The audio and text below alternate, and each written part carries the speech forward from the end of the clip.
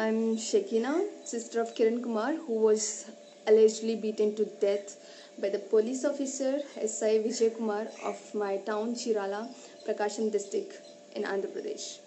I'm making this video in English to reach out to everyone in the country, which should not be closed like this.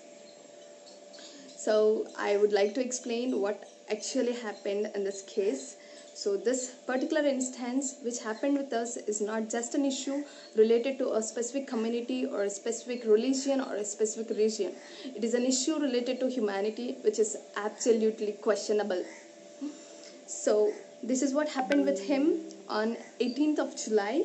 My brother along with his friend is crossing a check post where they were stopped for not wearing a mask by the police officer.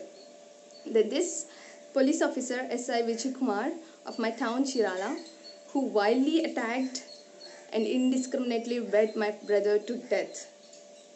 In this bloodthirsty attack, first they beat him on the knees and crushed his knees, not making him to stand. And they kicked him several times to the ground where he was unable to get up from the ground.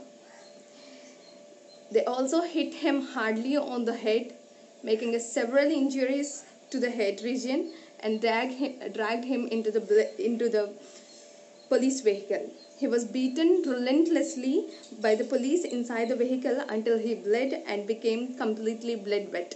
He fell numb and unconscious inside the vehicle. Even then the police were not convinced to take him to the hospital, but they rode directly to the police station where they again started their brutality and the cruel attack on the Kiran Kumar. So this is what we know for the facts as the eyewitness of him have stated. There were several bruises all over his body and green colored clots here and there on the body region.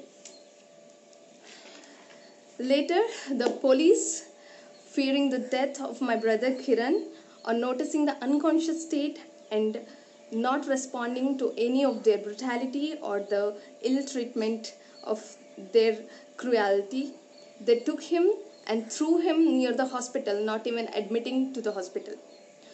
Not being attended by any physician, my brother was lying in a pool of blood outside the hospital. After receiving the information, my parents rushed to the hospital who admitted him in the hospital.